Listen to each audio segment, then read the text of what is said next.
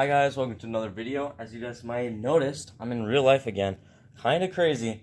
I'm just going to go a little bit more in depth on my Pythagorean Theorem video. If you haven't seen it, I'll probably put it somewhere, maybe a card, maybe description, maybe comment section, maybe end of the video. You'll find it. It might even be in all those places. Now, what did I talk about in the last video? I talked about how triangles had to have 90 degrees to do Pythagorean Theorem. Pythagorean Theorem is a squared plus b squared equals c squared. In this video, I'm going to be talking about how to do simple triangles you'll probably never even need to do, because I don't even recall ever doing this. But like, let's say this is 5x and this is 7x plus 3. You're never going to actually be probably doing this, but I'm just going to go in depth on it and actually explain why the Pythagorean Theorem actually works in proof. But let's do this one first, okay?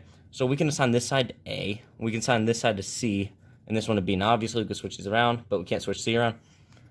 A squared plus B squared equals C squared. A is, actually no, we're not even going to talk about A is 5x. We're going to move it A over first because we got B by itself. So B squared equals C squared minus A squared because we subtract A squared from both sides.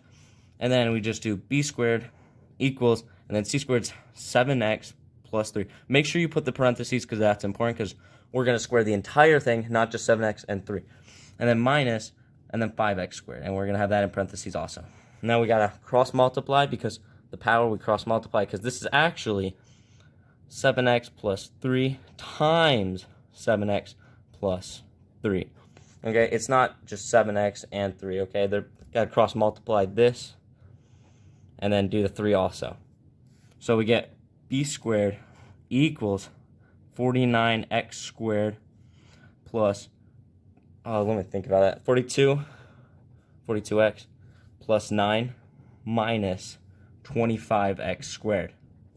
And then we simplify this, b squared equals, and then we can actually subtract 49 minus 25x squared because they're both squared, which is going to get you 24x squared plus 42x plus 9. And then obviously, then you just do b equals the square root of it, 24x squared plus 42x plus 9. And that's your solution to the problem. And then obviously, if this could be square rooted, you'd have to find factors, and I don't really feel like doing that. And we're not going to go in depth on that. We can also go in depth on the quadratic formula, but I don't feel like doing any of that right now. Now let's see how this is actually work. Okay, look, I got my boy Square here. His name's Square. Okay, don't question. All right, I got this triangle also, and as you might notice, this side's A, this side's B, and that side's C. Just like triangle. This is a 90-degree triangle. Okay, I promise, I'm not lying. And I actually got 4 of these triangles, okay?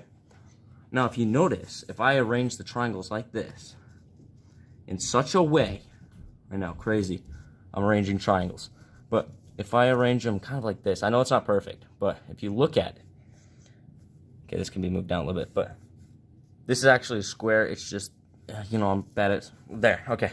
This square right here, we find the area by length times width. Look at that, side A, it's kind of hard to see, wait a second. I don't know if that helps. That makes this a squared is the area of this square. Now this square, b and b. B times b is b squared. A squared and b squared. Now, if I write this down real quick. A squared and b squared, right? But look at it, that's the remaining area. So these triangles are never going to change area, right? So this remaining area, the total area that's left over that these triangles are not taking up is a squared plus b squared, okay? If we arrange these triangles like this now, you'll see something else, if I can do it. Again, this is not perfect, but look at that. Now, the triangles never change their total area, okay? This is the exact same amount of area left over. And look at that, length C, length C. Length times width of C is C squared, because C times C is C squared. So, A squared plus B squared equals C squared. And that's how they came up with that reasoning. I don't know, it's a short video. I just wanted to finish up the Pythagorean Theorem. Hope you guys enjoyed. See ya.